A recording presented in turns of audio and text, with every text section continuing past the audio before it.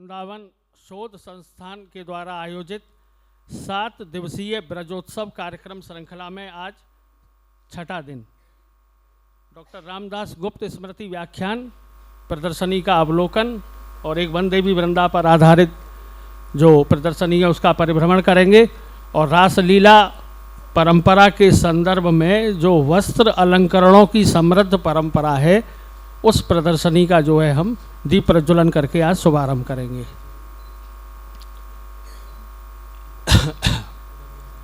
जैसी कि हमारी परंपरा है, ठाकुर श्री बाके बिहारी जी के चित्रपट पर माल्यार्पण के साथ इस कार्यक्रम का शुभारंभ करते हैं। मैं मंचासीन सभी अतिथिजनों से निवेदन करूंगा कि मैं माल्यार्पण करने में आगे आएं कृपया।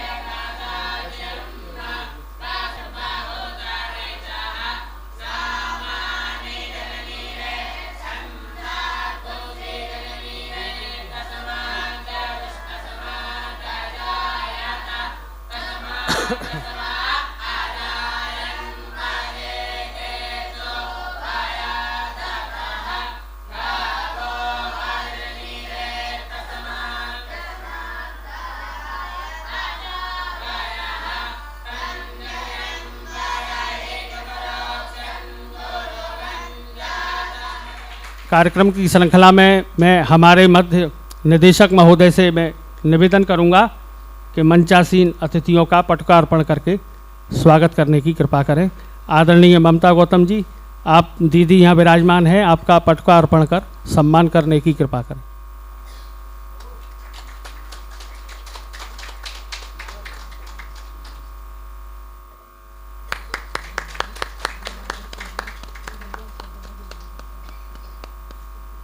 वर्ष 1968 में इसके संस्थापक अध्यक्ष श्रद्धेय डॉक्टर रामदास गुप्त जी के द्वारा विहार पंचमी के पावन अवसर पर वृंदावन शोध संस्थान की स्थापना की गई। अर्ध सदी से अधिक की शोध यात्रा में वृंदावन शोध संस्थान ने महत्वपूर्ण उपलब्धियां अर्जित करी हैं। संस्थान का समृद्ध हस्तलिखित ग्रंथागार, शोध कार्यों की और शोध कार्यों से जो सुफल मिला वो प्रकाशनों की एक समृद्ध सूची वृंदावन शोध संस्थान के पास है। निरंतर देशी विदेशी अनेक शोध अध्येता विभिन्न भारतीय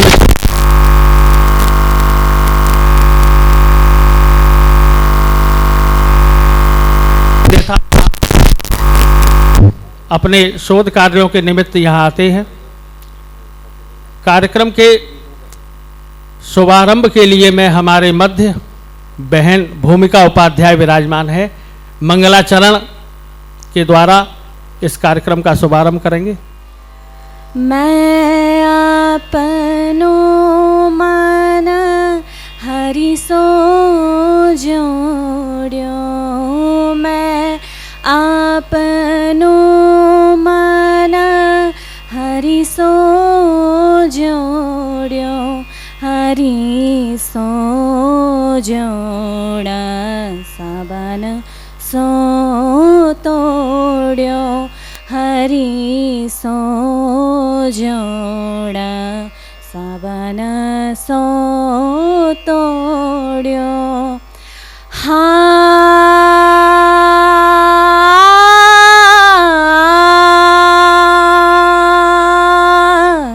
नाच नचो तब घूंघट कैसो, नाच नचो तब घूंघट कैसो, लोक लाज डर पटक पिछोर्यो, लोक लाज डर पटक पिछोर्यो, हरि सो जोड़ा सबन सो तोड़्यो, हरि सो जोड़ा सबन सो तोड़्यो। आगे पाछे सोच मीट जिया को, आगे पाछे सोच मीट जिया को, बाट माझ मटुका ले फोर्यो, बाट माझ मटुका ले फोर्यो, कहनो होए सो कहो सखीरी, कहनो होए सो कहो सखीरी, कहा भयो काहुने मुख मोर्यो, कहा भयो काहुने मुख मोर्यो, हरि सो जोड़ा सबन सो तोर्यो, हरि सो जोड़ा सबन सो तोर्यो। नवल लाल गिरिधरन पिया संग, नवल लाल गिरिधरन पिया संग, प्रेम रंग में यह तना बोर्यो, प्रेम रंग में यह तना बोर्यो, परमानंद प्रभु लोक हसन दे, परमानंद प्रभु लोक हसन दे, लोक वेद तीनों काजो तोर्यो, लोक वेद तीनों काजो तोर्यो, हरि सो जोड़ा सबन सो तोर्यो, हरि सो जोड़ा सबन सो तोर्यो। मैं अपनो मन हरि सो जोर्यो, मैं अपनो मन हरि सो जोर्यो, हरि सो जोड़ा, हरि सो जोड़ा, हरि सो जोड़ा सबन सो तोर्यो।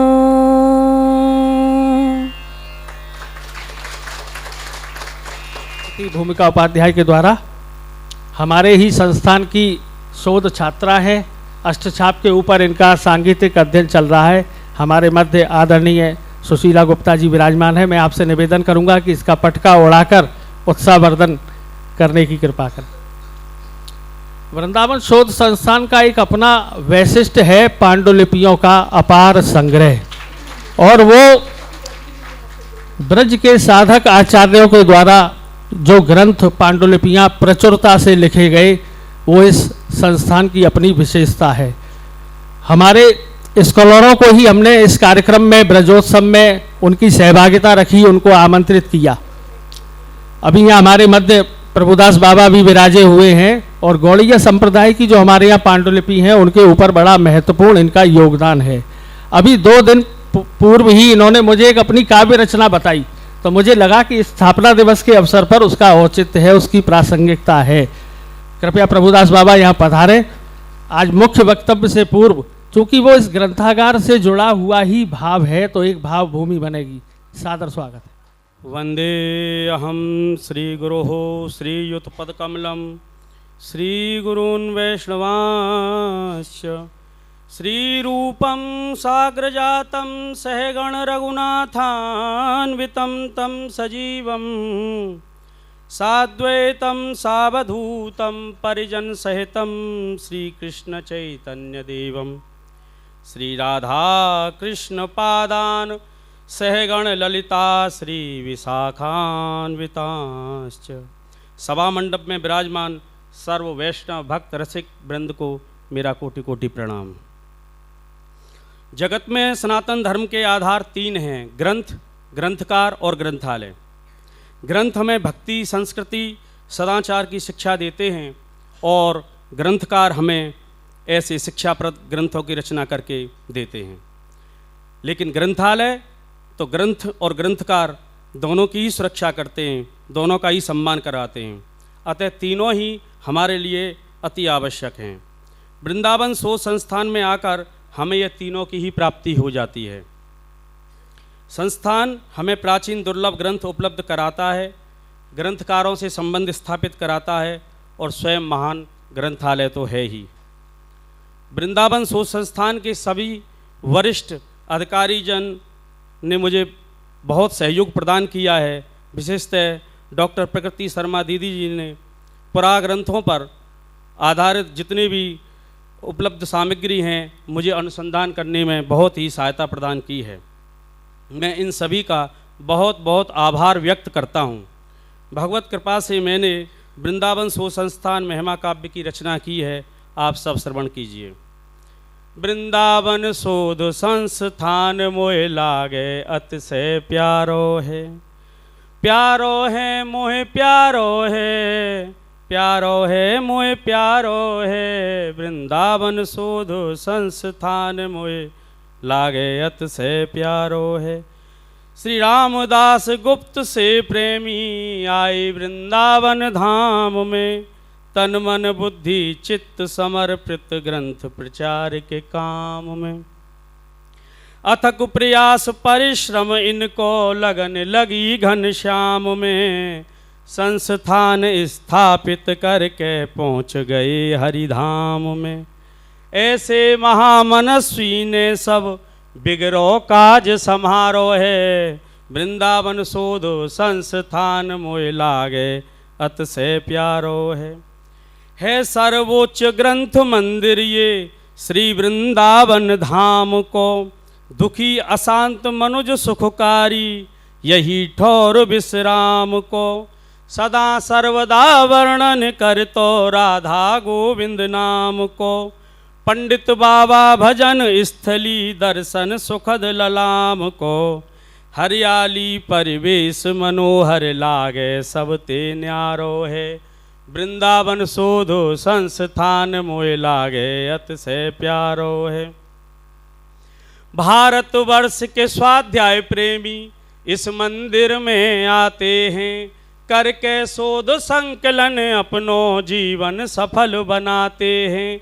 वैष्णवाचार्य संत भक्तों की हस्तलिखित पोथी पाते हैं, ताड़ बांस भोज पांडुलिपि निरख अति हर्षाते हैं। पुरा ग्रंथों ने सब जीवन को सहज पार कर डारो है, वृंदावन शोध संस्थान मोह लागे अतिशय प्यारो है। हे रसिक और विद्वान पुरुष तुम बार बार यहाँ आओ जी, ब्रज संस्कृति को मरम जान के जग में जस फैलाओ जी।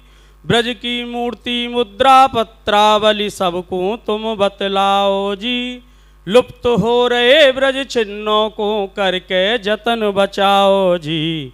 प्रभुदास को ग्रंथ सेवा में कीनो बहुत सहारो है, वृंदावन शोधो संस्थान मोह लागे अतिशय प्यारो है। बहुत बहुत धन्यवाद। जय जय श्री राधे श्याम। बहुत ही सुंदर। वास्तव में मैं जो यहाँ देखूं कि बाबा मधुकरी करें, इनको खुद को अपना कोई साधन नहीं है, लेकिन ग्रंथन के प्रति इतना लगाव, कहाँ कहाँ से जाए के एक बार अलमारी पे पुराने एक्सेशन की नंबरन की हमने पर्ची लगा रखी, तो छपवा के ले आए, बोला इन्हें नहीं चिपका लो, इतने से इतने तक पांडुलिपि यहाँ है। तो बाबा को बहुत स्नेह है संस्थान से, और पूरे यहाँ लग के अपनी दृष्टि से ही सूचीकरण करते रहे। बोला मुझे तो गौड़िया ग्रंथ बहुत पसंद है, मैं पूरे संस्थान में से गौड़िया संप्रदाय के ग्रंथन ने छांट के एक सूची बना लाऊं। तो अनेक प्रकार की सेवा जो है ये एक श्रद्धा के धरातल पे, एक भाव के धरातल पे स्वयं ही हमें यहाँ संस्थान को प्रदान करते रहे। भाव भूमि वही है जो श्रद्धेय डॉक्टर रामदास गुप्त जी ने एक दृष्टि बनाई। वो जब ब्रज संस्कृति की पुनर्व्याख्या है रही, ब्रज पुनः स्थापित है रो, वासे जुड़ो भयो जो साहित्य हतो, वह एक ठौर की जरूरत ही। तो वो ठौर बनी वृंदावन शोध संस्थान। हर वैष्णव परंपरा से जुड़ो साहित्य यहाँ आयो। निम्बार्क की समृद्ध परंपरा हो, राधा वल्लभ की समृद्ध परंपरा हो, गौड़ीय वैष्णव परंपरा की जो समृद्ध परंपरा 7 देवालयन से जुड़ी हुई है, हरदासीन की परंपरा है, और उत्तर मध्य काल में ललित संप्रदाय और चरणदासी संप्रदाय सबसे जुड़ी भई न केवल पांडुलिपि जो भक्ति ज्ञान से प्रेरित हैं, बल्कि एक अपार अभिलेखीय संपदा, वो संतन को कैसो समाज हो, वह समय कैसे उनकी रहनी सहनी चल रही, जो अभिलेख तैयार है रहे, वो उन पांडुलिपिन के संग में यहाँ आई। तो उनके शोध संग्रह और संकलन को जो दायित्व श्रद्धेय डॉक्टर रामदास गुप्ता जी ने निभायो, और वह एक सुदूर दृष्टि दई कि यहाँ पे भविष्य में सतत अनुसंधान की आवश्यकता है। और आज वो दृष्टि साकार रूप में दिखे है कि 7 समुंदर पार जो विदेशी शोधार्थी हैं वो इन्हें ढूंढते हुए यहाँ आमे कि भाई वृंदावन शोध संस्थान में फलाने एक सेशन पे ये ग्रंथ रखो भाई, और हमें ये चाहिए। 2 दिन या 3 दिन की यात्रा के लिए आएंगे, बोला बाकी हमें मेल पे सुलभ कराओ। तो वो नई नई संदर्भन पे लगातार काम है रो। भक्ति ज्ञान की जो अविरल धारा है वो अद्यतन है रही है, और विविधतान के संग ब्रज संस्कृति को काम है रहो है। अभी जो हमारा ब्रजोत्सव 2025 को मुख्य प्रयोजन हतो वो यही हतो कि शोध जगत में हम चर्चा कर रहे हैं, प्रबुद्ध लोग आ जाएं और चर्चा होए। हमने ये विचार बनाया कि नई पीढ़ी को साझा करें, तो हमने द्वार द्वार जाके लोगन के संग चर्चा करी, विद्यालय विद्यालय गए, तो बड़ो आश्चर्य हमें भयो कि जो हमारी कल्पना से परे हतो, विद्यार्थी ने यहाँ आए के जो प्रस्तुति दई हर वैष्णव परंपरा के साधक के बारे में। आदरणीय बाबूजी आप तो विराजमान रहे, पहले दिन ब्रजभाषा गद्य के ऊपर जो भाषण की प्रतियोगिता भई, वहाँ में जीवनी साहित्य को केंद्रित करके हमने भक्ति काल के पूरे जो रचनाकार अलग अलग कालक्रम में साधक लोग भई हैं उनके आधार पर एक भाषण प्रतियोगिता कराई। तो बच्चन ने ब्रज भाषा में जा लालित्य और माधुर्य से प्रस्तुतिकरण किया, वो बड़ो अद्भुत हतो। वही श्रृंखला में अगले दिन जो है ब्रजभाषा काव्य को प्रस्तुतिकरण भयो, तो वो भी बड़ो सुमधुर हतो। तो यही श्रृंखला में कार्यशाला तक वन देवी वृंदा के से जुड़े भये जो मूर्त और अमूर्त संदर्भ हैं। वृंदावन की पहचान आज विश्व पटल पर है, पूरा विश्व लालायित है वृंदावन के लिए, एक जिज्ञासा रखे। पूरे भारत से तीर्थयात्री, पूरे भारत को लोकमन ये चाहे कि मैं एक बार वृंदावन धाम की जो है यात्रा अवश्य करूं। ये परंपरा पिछली 5 शताब्दी से चल रही है। 2 दृष्टि मिले ऐसे जो तीर्थयात्री हैं या ब्रज के प्रति श्रद्धा रखें। एक तो यह भाव से आए कि अब हम वृंदावन आ गए हैं, ब्रज में आ गए हैं, मृत्यु पर्यंत यहीं निवास करेंगे। दूसरी दृष्टि वो है कि यहाँ तीर्थ यात्रा करी और अपने गंतव्य को गए, लेकिन ब्रज संस्कृति को जो बीज वपन उनके हृदय में भयो, तो वो पूरे भारत को एक सूत्र में पिरोबे है। उनकी अभिव्यक्ति पिछली 5 शताब्दी से लगातार मिल रही है। वो हमारी भारतीय ज्ञान परंपरा का जो दुर्लभ साहित्य है, जो संस्कृत में है, वह लोक भाषा के रूप में लगातार अभिव्यक्त है तो रहो। और वाको ये सफल है कि वृंदावन शोध संस्थान जैसी संस्था ने ऐसी पांडुलिपिन को बचा के रखो जाए। हम ये कह सकें कि ये अप्रकाशित है। आज की हाई टेक्नोलॉजी के ज़माने में AI का युग है, बोला सब कुछ मोबाइल में हाथ में है, लेकिन वृंदावन शोध संस्थान यह बात को जो है हमें बड़ा गर्व है कि हम बड़े गर्व के साथ यह बातें कहें कि हम वो दुर्लभ जानकारी साझा कर रहे हैं कि जो अभी चाहे गूगल में आने की आवश्यकता है, चाहे पुस्तकन के रूप में छपने की आवश्यकता है। वृंदा देवी से जुड़े भाई जो संदर्भ हैं, वो वृंदावन शोध संस्थान ने जब हमने यह विषय पे जो है दृष्टि केंद्रित करी, तो जो देखे तो दुर्लभ संदर्भ मिले, हमने प्रदर्शनी के माध्यम से साझा करे हैं। और वाकू हमने सोचो कि नई पीढ़ी के मध्य ये विचार साझा किए जाएं। तो जो वृंदा देवी की सांस्कृतिक यात्रा तुलसी की कंठी माला तक है, विद्यालयी छात्र छात्राओं को हमने एकत्र करो।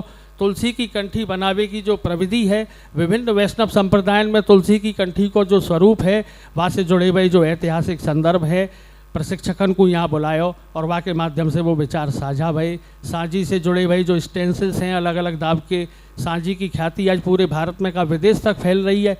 हमारे माननीय प्रधानमंत्री जी जो बाइडेन को एक सांझी को खाको भेंट करके आए, तो ब्रज की या परंपरा को एक मान बढ़ाओ अंतर्राष्ट्रीय पटल पर।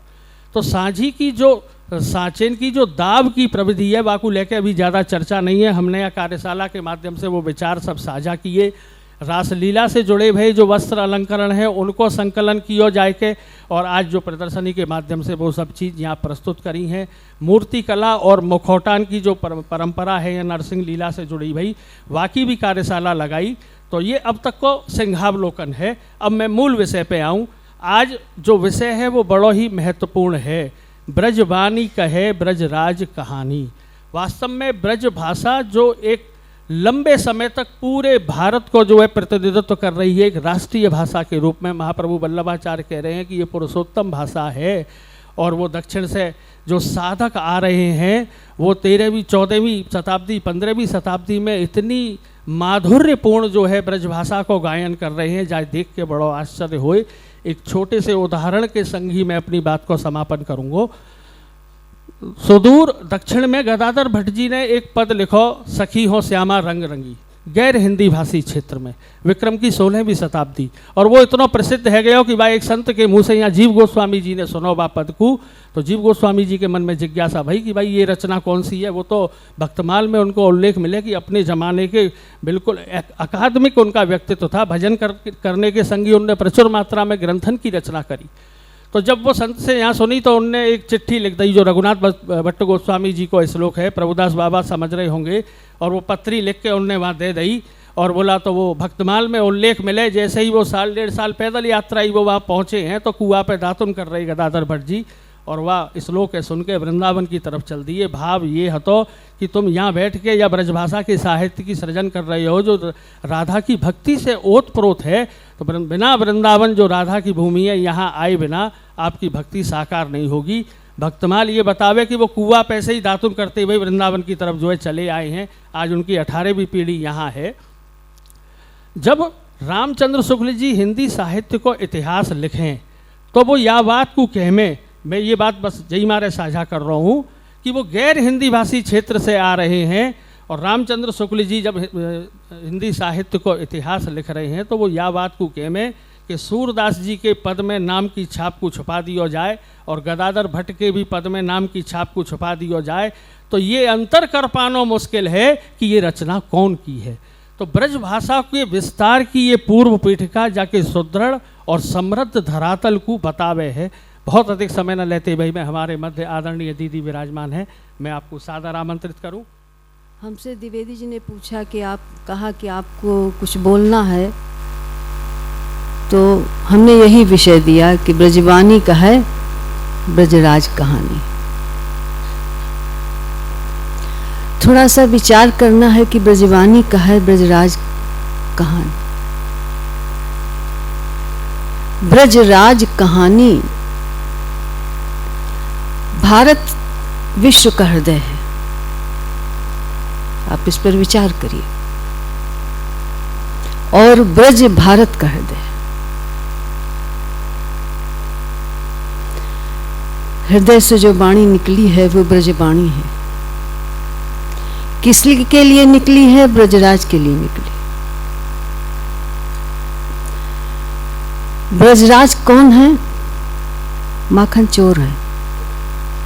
ऐसा ताम झाम वाला राजा नहीं है, उसको जनता ने ब्रजराज कहा है। वो मोर मुकुट धारण करता है। माखन चोर से वो चित चोर बनता है। आपको यह यात्रा देखनी है कि माखन चोर से चित चोर बना, उसको हमने राजा कहा। सबसे बड़ी बात है कि आज भक्ति को लेकर के तरह तरह की बातें लोग करते हैं कि प्रत्यक्ष लाभ उससे नहीं है।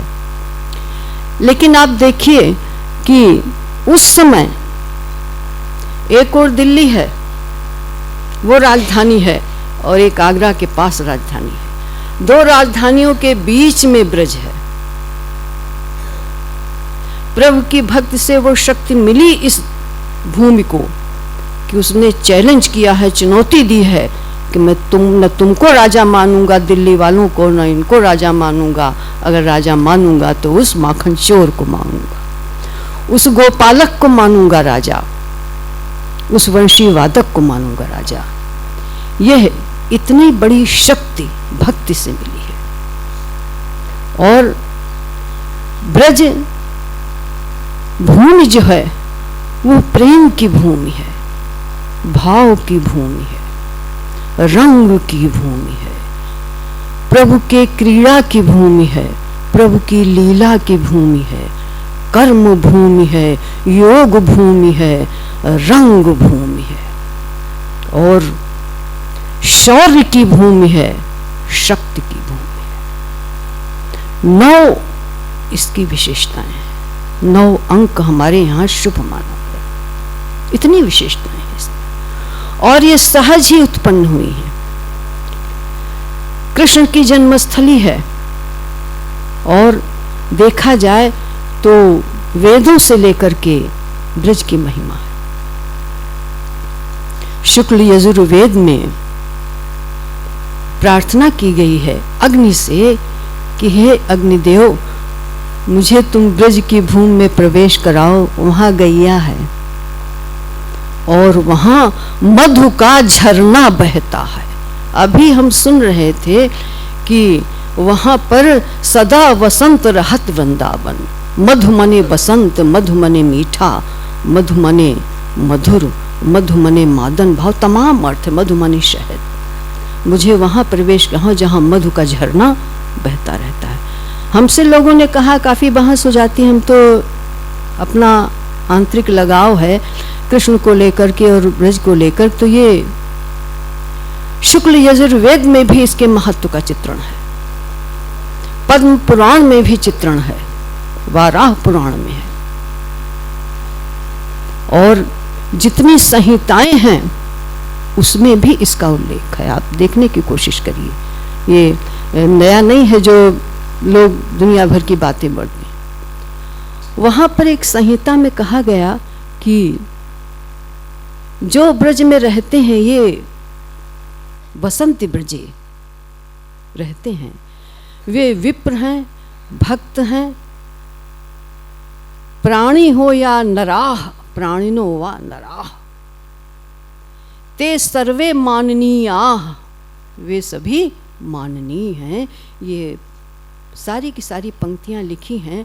हमको थोड़ा सा उसका ध्यान देना होगा, क्योंकि हम अपने को भूल रहे हैं, अपनी पहचान को भूल रहे हैं। ये चिंता की बात है। यह और ये वाणी है, धन्य ब्रजबानी तेरी अकथ कहानी तेने, वाणी के विधाता हो को बोलनो सिखायो है। ये कृष्ण को बोलना इसने सिखाया, और ब्रज की वाणी ने कृष्ण की कहानी कही। कहानी जब हम कहते हैं तो कोई श्रोता होता है, तब कहानी कही जाती है, और ब्रजराज की कहानी कही, ऐसी कहानी कही कि वो पूरे विश्व में वो कहानी गूंज रही है। हम विश्व की बात कर रहे हैं। आप महाराष्ट्र के में जाके देखिए, आप गुजरात में देखिए, आप राजस्थान में देखिए, भज गोविंदम की रचना करने वाले उधर देखिए, आप हैं उड़ीसा में देखिए, आप मणिपुर में देखिए, यहाँ तक कि ब्रज की वाणी में जो कहानी कही कहाँ कहाँ गूंज गई। इस्कान से विदेशों में गूंजी। हम आपको आज बताएंगे कैसे पाकिस्तान में गूंज रही है, कैसे पाकिस्तान के कवियों ने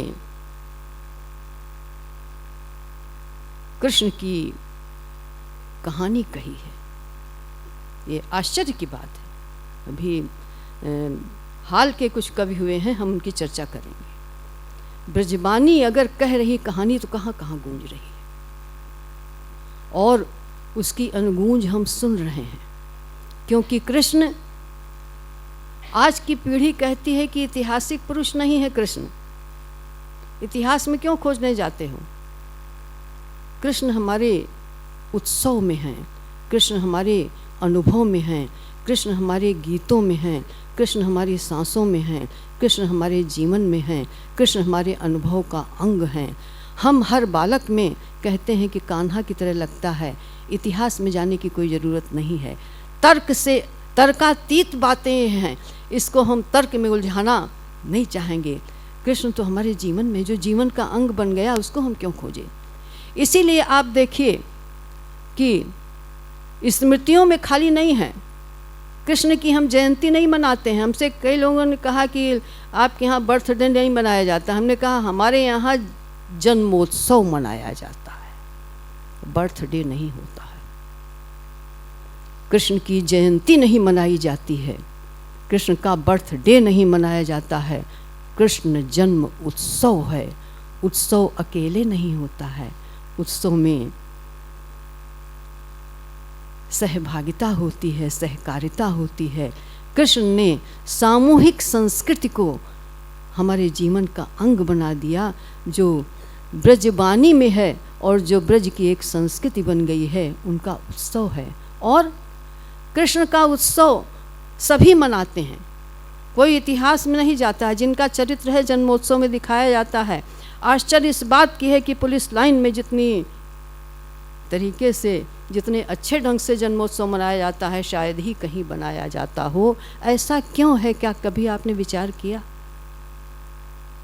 पूरे भारत में जितने थाने हैं, जितने पुलिस लाइन है, वहाँ पर कृष्ण का जन्मोत्सव बड़े उत्साह से मनाया जाता है। नहीं मनाया जाता, हम लोगों की तरफ तो मनाया जाता है और सारी उनकी लीला दिखाई जाती है।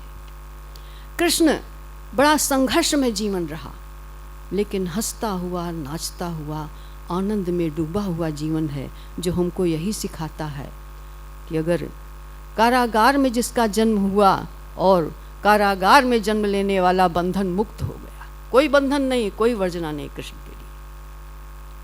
हमारे यहाँ संतों ने, कुछ लोगों ने कहा कि अगर भक्ति करनी है तो संसार से परिवार का बंधन तोड़ दो, स्त्री का ये करो, वो करो।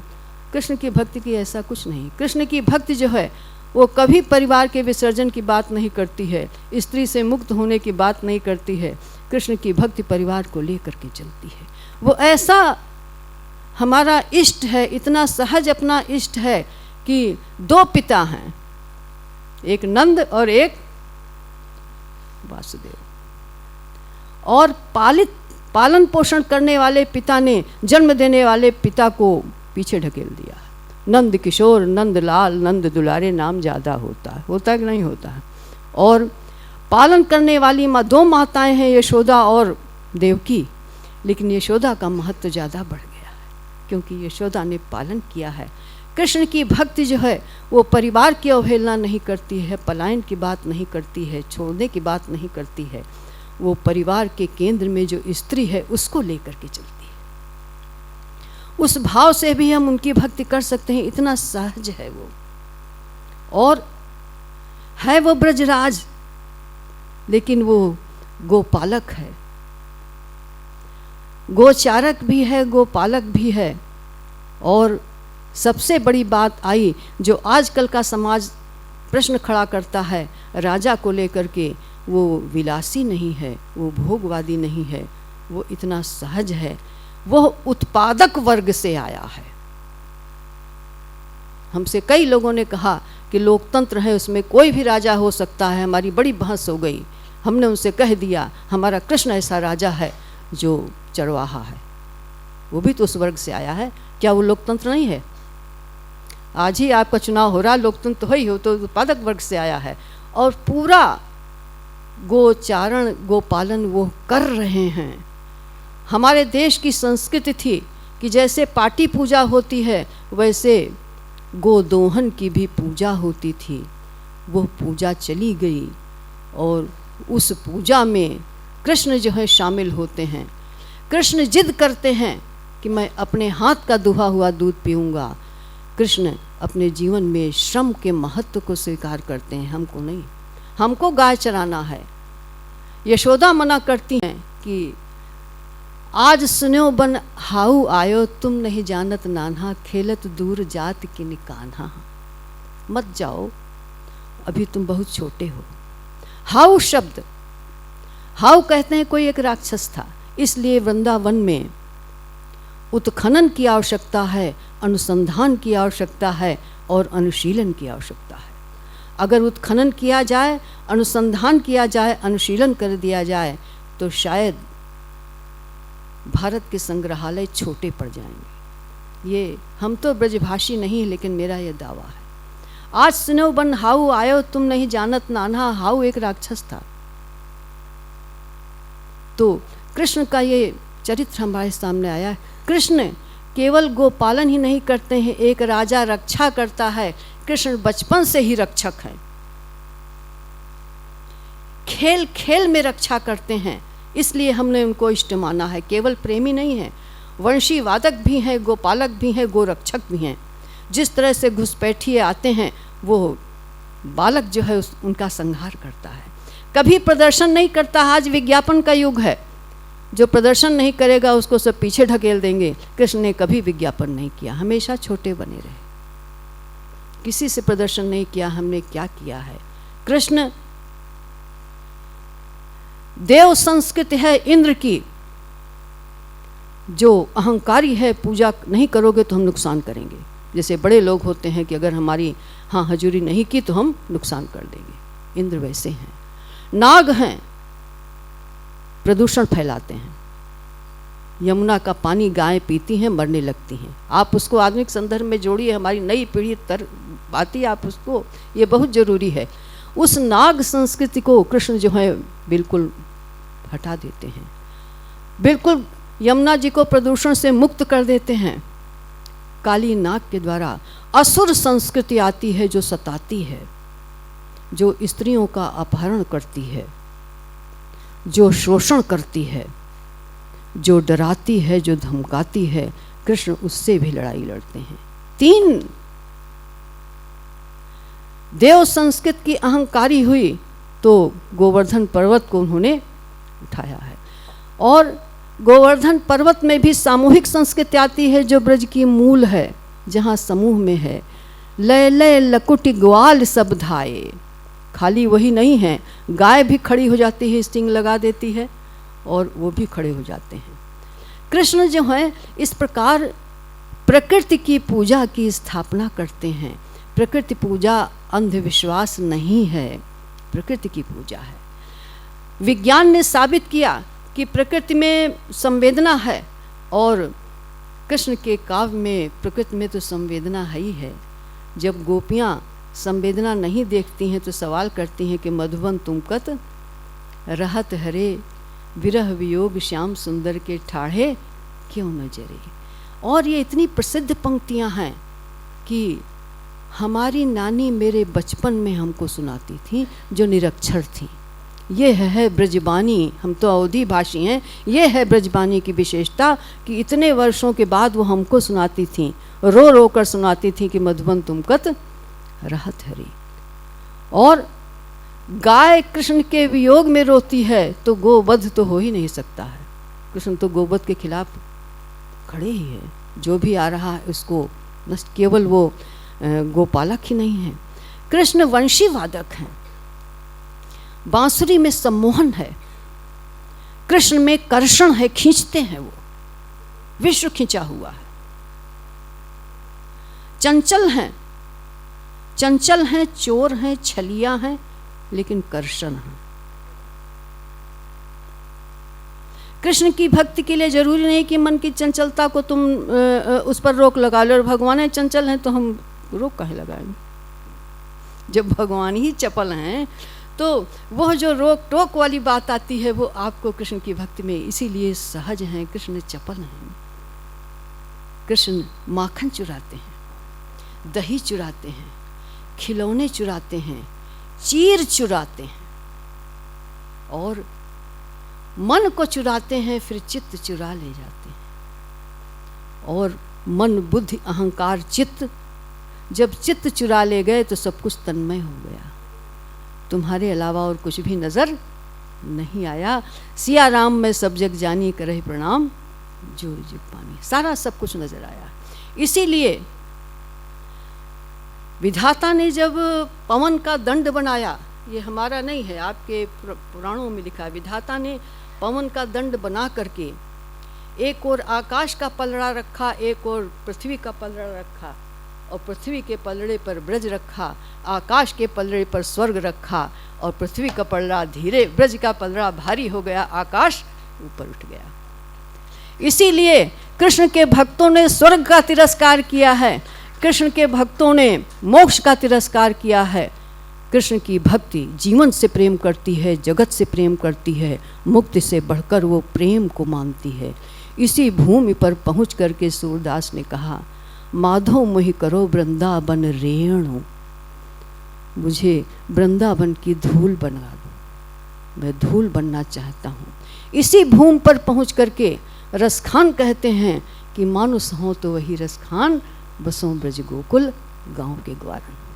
आपने ये पढ़ा, लेकिन इसके लिए रसखान को कितना संघर्ष करना पड़ा है, उस प्रसंग को हम लाए हैं, क्योंकि अपनी भाषा में वो नहीं है। उस भाषा में है तो जब वो कृष्ण के भक्त होते हैं तो उनका जो, इसको देखिए, ये वो क्या कहते हैं, कृष्ण के रूप, इस रूप में महब बेहोश जमीन पर गिर पड़े। जब भगवान को देखा तो तन्मय हो गए। मुर्शिद हमराह था, जो गुरु था उनका साथ था, गश समझ कर दरपये का इच्छुक हुआ, मतलब इलाज का इच्छुक हुआ, और पुकारा आंखें खोलो।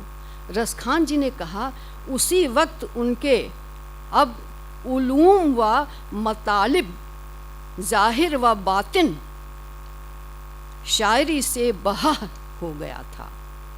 रसखान ने कहा कि अब हमें सारी विद्या मिल गई, इसका अर्थ है सारी विद्या मिल गई है और सारी शायरी हमको आ गई। मुर्शिद कहता है कि काबे को चलो।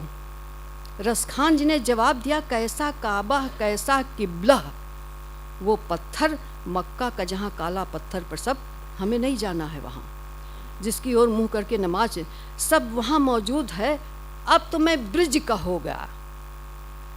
इस एक और उन्होंने बयान किया, उसी समय वो कहते हैं कि हे मुर्शिद, अगर आदमी का जिस्म मुझे मिलेगा तो ब्रिज के ग्वाले में रहूँगा, ब्रिज नहीं ब्रिज के ग्वाले में रहूँगा, ये शब्द है। और अगर चरिंद हुआ, मतलब चरने वाला पशु हुआ, तो नंद बाबा के गौ बछड़े में, गर अगर नहीं गर परम्द हुआ माने पक्षी हुआ, तो ब्रिज के दरख्तों का, ब्रिज नहीं ब्रिज शब्द है। मुर्शिद को इन कलामात से ताज्जुब हुआ और चाहा रथ पर डालकर जबरदस्ती ले जाऊं। कितना संघर्ष किया। और रसखान जी भाग कर वन में जा छिपे और वृंदावन में बास करके हजारह कवित्व वृंदावन व सुझाव शोभा प्रिया प्रियतम के तसनीफ भेंट किए, मतलब पुस्तक बनाई, और लिबास वैष्णवी नहीं लिखा, वैष्णवी धारण किया, माला कसीर पहना करते थे। चुपचाप भागे हैं। तो आप जो कहते हैं कि मानुष हो तो वही रसखान, ये उसी समय का जवाब है जो उन्होंने लिखा है और बाद में उसके छंदों में रचना कर दी। तो चुपचाप इक्के पे ले गया था उनको। इक्का छोटा नहीं होता है, इक्के पे कम लोग आते हैं। उनको कृष्ण भक्त जान करके रेत में ले करके गया और वो भाग करके वहाँ से आते हैं, तब वैष्णवी लिबास में यहाँ पर आ जाते हैं। उस समय इन्होंने ये जवाब दिया था। रचना उसकी बाद छंदोबद्ध की है, इसलिए इसका बड़ा महत्व है और बड़े संघर्ष से उन्होंने रचा है। इस प्रकार का जो आप देखिए कि कृष्ण की भक्ति ने ब्रज की भूमि के समक्ष मुक्ति का तिरस्कार किया है। हमको मोक्ष नहीं चाहिए, वो मोक्ष जिसके लिए योगी ज्ञानी जो हैं वो इतना करते। इसलिए जीवन का महत्व है, क्योंकि इसमें जीवन का इसलिए महत्व है कि तुमने अपनी क्रीड़ा के लिए चुना, तुमने अपनी लीला के लिए चुना, तो हमको तुम्हारी लीला का एक क्षण का दर्शन जो है वो शत शत मुक्ति से बढ़कर है। इसीलिए आँखियाँ हर दर्शन की प्यासी। अखियां हर दर्शन, ये दर्शन का एक क्षण उससे बढ़कर है। इससे स्वाभाविक भक्ति आपको नहीं मिलेगी जितने सगुण, क्योंकि जीवन परिवार, कृष्ण ने कभी स्त्री का तिरस्कार नहीं किया। कृष्ण को लेकर बहुत सवाल खड़े होते हैं, स्त्री का तिरस्कार नहीं किया। परिवार के केंद्र में स्त्री आती है, नंद का व्यक्तित्व यशोदा के सामने दबा हुआ है, स्त्री को महत्व दिया, स्त्री के माता के रूप को महत्व दिया, प्रेयसी रूप को महत्व दिया। उस समय स्त्रियों का अपहरण हो रहा था, इसलिए कृष्ण हर युग में नए हैं, हर युग में हमारे साथ जुड़ जाते हैं। स्त्री को उन्होंने महत्व दिया।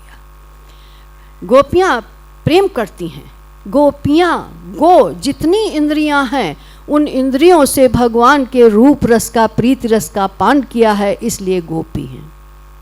गो मने होता है इंद्रिय, वो गोपियां हैं। आध्यात्मिक अर्थ तो दूसरा है, ऋषि मुनि थे उन्होंने तपस्या, लेकिन गोपियां हैं। गोपियों की प्रीति का महत्व दिया। राधा के प्रीति का महत्व है।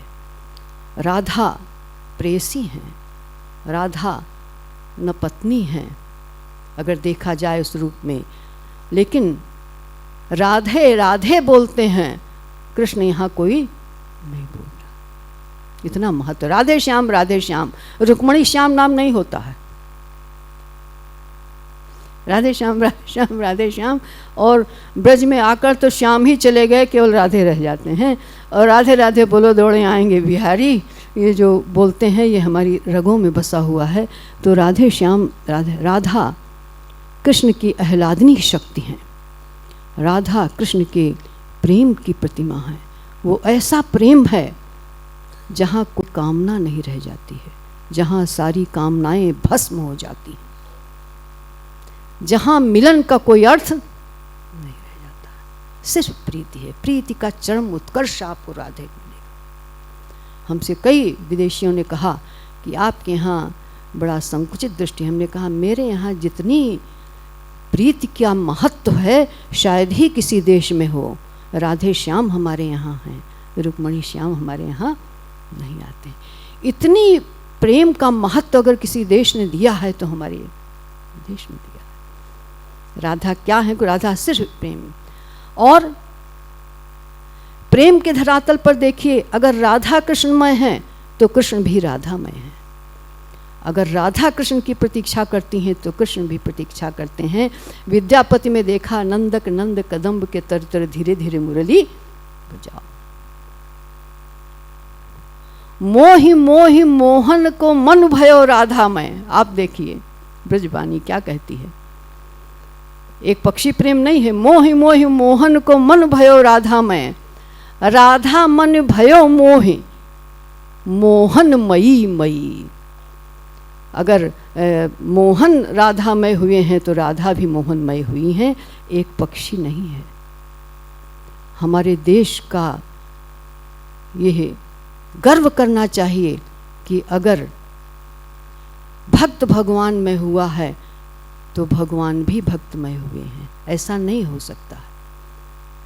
आप देखिए हनुमान के हृदय में अगर राम हैं तो राम क्या कहते हैं कि सुन सुत तो ही ऋण मैं नाही। कोई ऐसा देश नहीं है जहां भगवान भक्त का ऋणी हो जाए। है कोई ऐसा देश? नहीं है ना। कोई ऐसा देश नहीं जहां भक्त का ऋणी भगवान हो। राधा आह्लादनी शक्ति हैं, इसलिए दुख देख दुरे ओह कुंज कुटीर में बैठी पलोटत राधिका पायन। ये कोई इसका छिछला अर्थ जो लेने वाले हैं, जो नहीं समझते हैं वही छिछला अर्थ लेते हैं। वो आह्लादनी शक्ति हैं। उसी आह्लादनी शक्ति के बल पर कृष्ण जो हैं, एक और शौर्य का उनका रूप आता है, योद्धा का रूप आता है, और दूसरी ओर वो वंशी वादक रूप में आनंद का संचार करते हैं। इसलिए रस बरसावें तन तपन बुझावें, नैन प्राणन रिझावें वह आवें रस खान रे। वो हमारे सारे ताप को मिटा रहे हैं इस रूप में। आगे गैया पीछे ग्वाल गावें मृदुतान रही। श्रम भी है, रस भी है, शौर्य भी है। इस रूप में कृष्ण हमारे आते हैं। ये हमारे इष्ट का स्वरूप आता है। इष्ट का स्वरूप है। उस समय गुलाम प्रथा थी, लोगों को खरीदा जा रहा था। लेकिन हमारा ब्रजराज ऐसा है कि हम स्वयं उसके बिक गए हैं। हमने चुनौती दी है कि तुम खरीदते हो और हम स्वयं बिके हुए हैं। जा दिन ते यह नंद का छोरा, या बन धेनु चराए गयो है, कोई न काऊ की कान करे, सगरो ब्रजवीर बिकाए गयो है। सारा ब्रजवीर बिक गया है। चुनौती दी है उस शासक को, अरे तुम खरीद रहे हो, और यहाँ देखो हमारा राजा ऐसा है कि हम अपने आप बिके बैठे हैं। मीरा ने कहा है कि हमने तो माई मैंने लीनो गोविंद मोल, हमने मोल ले लिया है। मीरा हर के हाथ बिकानी, हम तो मीरा के हाथ बिक गए हैं। सब कृष्ण के हाथ बिके हैं, कोई राम के हाथ बिका है। तुलसीदास राम के गुलाम बन गए हैं और चुनौती देते हैं कि तुम्हारे बेचने से नहीं बिकूंगा, लेकिन मीरा कहती हैं बेचें तो बिक जाऊं। अगर कृष्ण मुझे बेचेंगे मैं तो बिक जाऊंगी, लेकिन किसी की हिम्मत नहीं है जो हमको, ये पूरी उस व्यवस्था को एक प्रकार से चुनौती दी है। इसलिए ब्रजराज हैं और ब्रजराज का ये रूप ब्रजबानी में आया है। ये सबसे बड़ी बात है कि ब्रजबानी में आया है। ब्रजराज के इस रूप के अतिरिक्त हम देखें कि आस्था, विश्वास और प्रीति के अतिरिक्त ब्रजबानी में उत्सव संस्कृति की स्थापना की है, प्रकृति पूजा की स्थापना की है।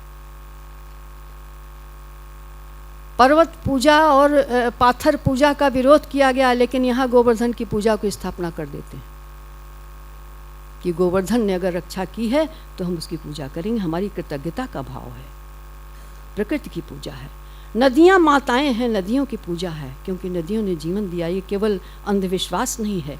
वृक्षों की पूजा है, गायों की पूजा है, क्योंकि गाय प्रेम करती है। गोपियाँ कहती हैं कि ऊधो इतनी कहियो जाई, अति कृसगात भई ये तुम बिन, परम दुखारी गाई। गाय दुखी है, इन्हीं को देखने के लिए चले आओ। अगर नहीं है तो जो इतना प्रेम करेगा तो उससे के प्रति हम अत्याचार कैसे कर सकते हैं। जो एक संस्कृति आती है, एक और संस्कृति आपको दिखाई देगी कि कृष्ण के काव्य में, ब्रजभाषा में आपको स्त्री भक्ति की बाधा के रूप में नहीं आती है। स्त्री के द्वारा ही भक्ति की स्थापना होती है। ऊधो गोपियों के समक्ष हार जाते हैं। हारते कि नहीं है, कहीं स्त्री बाधा नहीं। स्त्री का बड़ा महत्व मिला। कृष्ण को ने अगर स्त्री जात को किसी महत्व दिया तो कृष्ण ने दिया। इसीलिए आप देखिए कि राखी कृष्ण को ही बांधी जाती है। महिलाएं जो है राखी कृष्ण को बांधती हैं। स्त्री अपहरण के काल में कृष्ण जो हैं अपहृत राजकुमारियों को महत्व देते हैं, अपने संरक्षण में लेते हैं, सामाजिक दंश से उनको बचाते हैं। क्योंकि हमारा समाज स्त्री के साथ अगर अत्याचार होता है तो उसी पर सवाल खड़ा करता है। अब समय बदला, लेकिन उस पर सवाल खड़ा करता है। उन राजकुमारियों को कोई स्वीकार नहीं कर रहा था, समाज ने भी स्वीकार कर रहा था। कृष्ण ने 16,000, ये बहुत बड़ी बात है। आपको ऐसा चरित्र कहीं दिखेगा नहीं। स्त्री की प्रीति का महत्व है, स्त्री के मातृत्व की प्रतिष्ठा है। और कृष्ण ऐसे ब्रजराज हैं जो संबंधों का निर्वाह करते हैं, छोटा हो या बड़ा हो। हमारे इष्ट की सबसे बड़ी विशेषता है कि संबंधों का निर्वाह करते हैं। उन्होंने संबंध का निर्वाह किया है। यशोदा ने अगर कह दिया कि हों तो धाय तिहारे सुत की कृपा करत ही रही हो, उनको पीड़ा होती है कि तुमने अपने को धाय कहा तो कैसे कहा। यशोदा का महत्व तो देवकी से ज़्यादा हो गया। यही कारण है कि आप देखिए कि हम इतने अच्छे हैं कि इंदौर में यशोदा का मंदिर है और वहाँ महिलाओं को पुत्रवती होने का आशीर्वाद यशोदा देती हैं, जबकि कृष्ण यशोदा के पुत्र, भाई पुत्र तो देवकी के थे। इसलिए कभी कोई कहता है कि भारत के बिगड़, हमने कहा भारत कोई रोक लेता है हमको। यशोदा को चाहे जिस दृष्टि से हमने इस रूप में महत्व प्रदान किया है, मातृत्व को प्रतिष्ठा दी है। स्त्री के द्वारा यह जो भक्ति की स्थापना आती है, ये अपने में एक प्रकार की बेजोड़ आपको दिखाई देगी। ब्रजबानी ब्रजराज के उस कथा को कहती है, क्योंकि कृष्ण ने गोपियों के चीर का हरण किया लेकिन द्रौपदी का चीर बढ़ा दिया।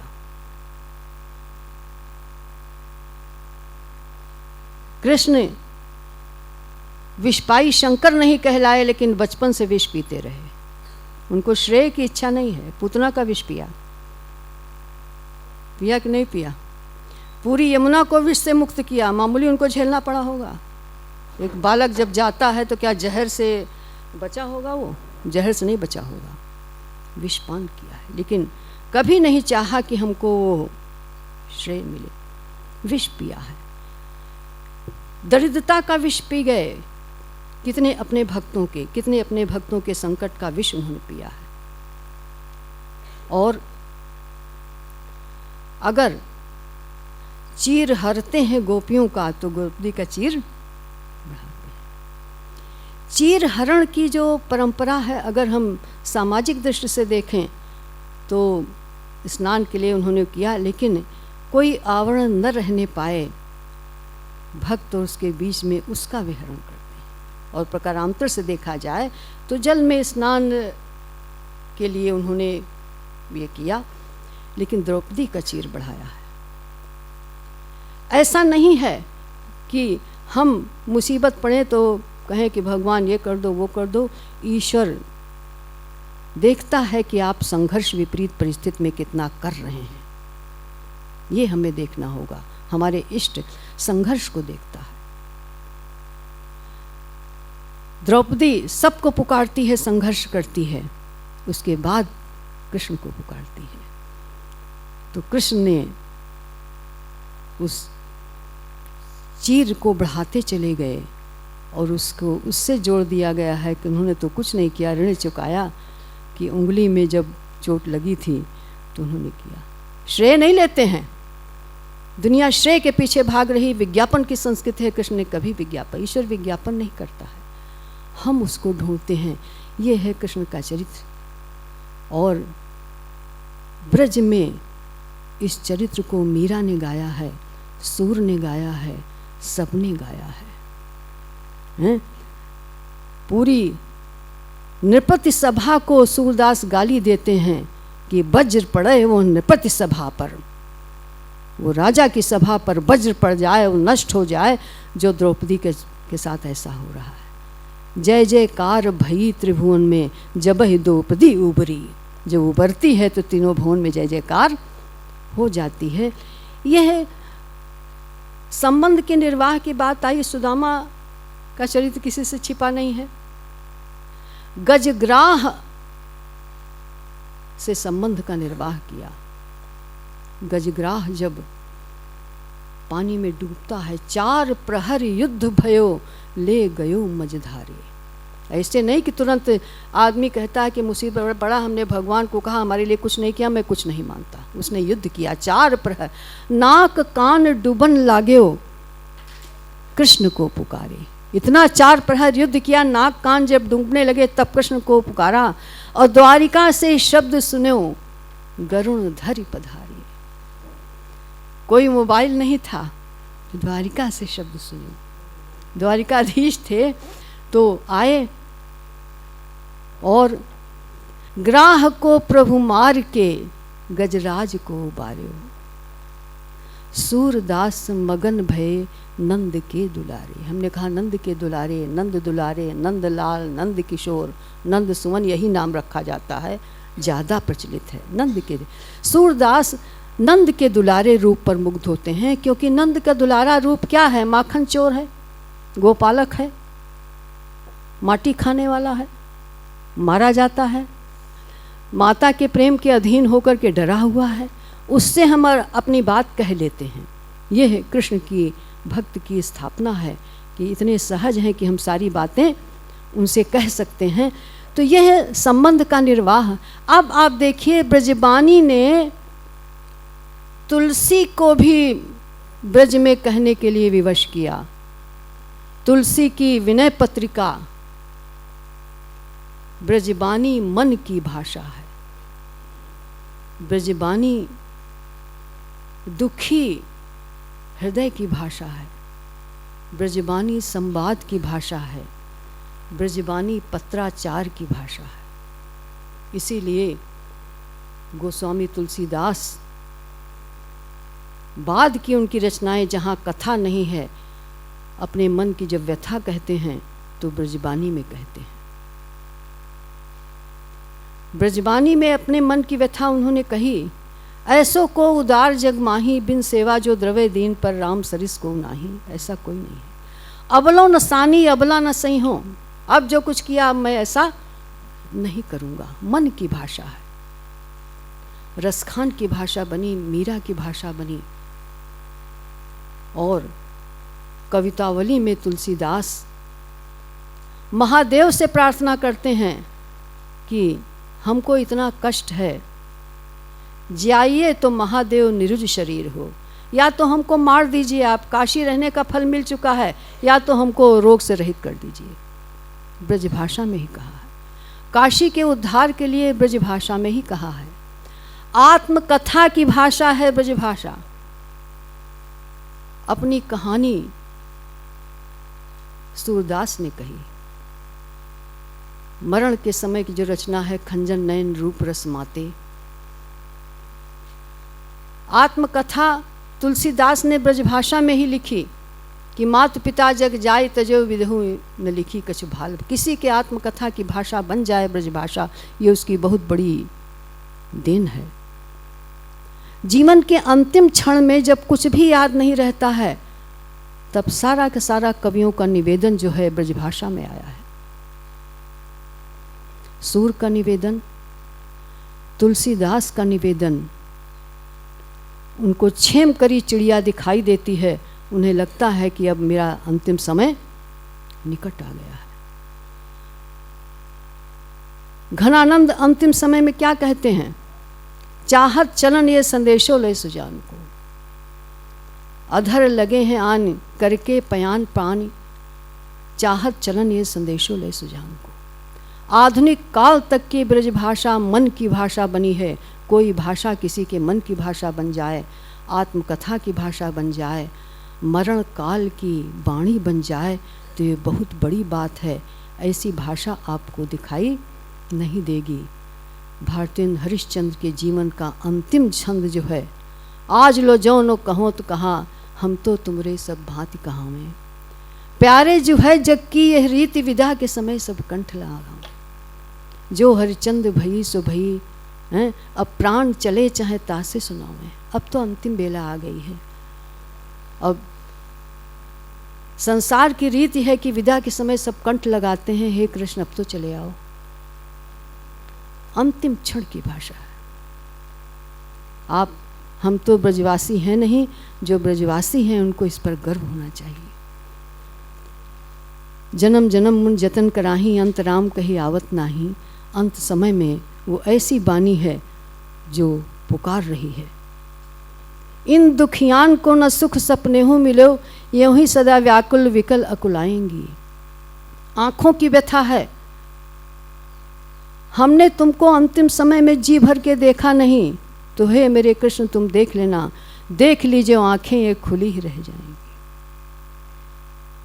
एक ऐसा व्यक्तित्व जिसके एक क्षण के दर्शन के लिए हम सारा वैभव सारी संपत्ति छोड़ दे रहे हैं, ये अंतिम क्षण में जो ये भाषा बनी है। तो ब्रजभाषा, ब्रजराज की कहानी कहते कहते वो भक्ति काल से लेकर के वो आधुनिक काल तक के कवियों के मन की भाषा बन गई। और आप देखिए रीति काल में काव्य शास्त्र भी ब्रजभाषा में आया है। आया कि नहीं आया है, ये बहुत बड़ी उपलब्धि है। संस्कृत की जो विरासत है उसको ब्रजभाषा में रचने की बात की गई। प्रशस्ति मूलक कविताएं हैं वे ब्रजभाषा में रची गई, चरित्र मूलक कविताएं हैं वे ब्रजभाषा में रची गई, वीरपूर्ण काव्य हैं वे ब्रजभाषा में रचे गए। औरंगजेब के पुत्र को नीति की शिक्षा देने के जो नीति परक काव्य बना वो ब्रजभाषा में रचा गया। यहाँ तक कि अकबर बादशाह कहत अकबर शाह, उसने भी एक दो छंद चाहे लिखवाए हों, हम नहीं कह सकते हैं, राजा था, लेकिन कहत अकबर शाह, जासो जस है जगत में, जिसका संसार में यश है उसी का जीवन सबल है, ऐसा अकबर शाह। तो बादशाह जो है उसकी भाषा। कहते हैं कि अकबर ने जनता के बीच अपनी बात को पहुंचाने के लिए कर्मचारियों को निर्देश दिया था कि आप ब्रजबानी में समझाइए सबको। ये भी अच्छी बात है। मुस्लिम कवियों ने ब्रजभाषा को अपनाया। जोर जबरदस्ती की बात नहीं आती। रसखान की हमने चर्चा की। स्त्रियों का उस समय कितना अपहरण हो रहा था, स्त्रियों का कितना दमन हुआ। स्त्रियों ने कृष्ण की प्रीति के गीत गाए, वो सब ब्रजभाषा में। मुस्लिम कवियों की हम एक लंबी ब्रजभूमि में के कवियों की लिस्ट हम बता सकते हैं। ताज बेगम का नाम सुना होगा। ताज बेगम हैं, मुबारक अली हैं, निजामी हैं और वाहिद हैं। तो ये तमाम ऐसे कवि हुए हैं जिन्होंने ब्रजभाषा में कृष्ण, अभी रसखान का संघर्ष हम आपको बता चुके हैं। रसखान ने कितना संघर्ष किया, ताज बेगम को कितना संघर्ष करना पड़ा। ताज बेगम ने क्या कह दिया, नंद के कुमार कुर्बान तेरी सूरत पे, देव पूजा ठानी हूँ, नमाज हूँ बुलानी, कले तले कलमा कुरान सारे गुनन कहूँगी मैं, नंद के कुमार कुर्बान तेरी सूरत पे, हूँ तो मुगलानी हिंदुआनी हुए रहूँगी मैं। इसने संकल्प किया है और समाधि बनी हुई है ताज बेगम की। अभी पाकिस्तान का हमने जिक्र किया। पाकिस्तान के लाहौर के पुस्तकालय में हिंदुस्तान की मशहूर औरतें एक उर्दू की पुस्तक है। उस पुस्तक में उर्दू में ही ब्रजभाषा की कवित्रियों की चर्चा है। आश्चर्य होगा आपको ब्रजभाषा के इसको सुन करके। और लखनऊ में पुस्तकालय हैं। उस पुस्तकालय में नगमाए दिलकश एक पुस्तक है हिंदी उर्दू की, जिसमें वैश्याओं ने ब्रजभाषा में कृष्ण के होली गीत लिखे हैं।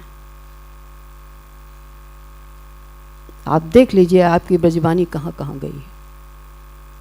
उर्दू में है, हिंदी में है, उसमें वैश्याओं के गीत हैं। मुस्लिम कवियों के तो हैं ही, लेकिन आश्चर्य की बात है कि वैश्याओं ने लिखे।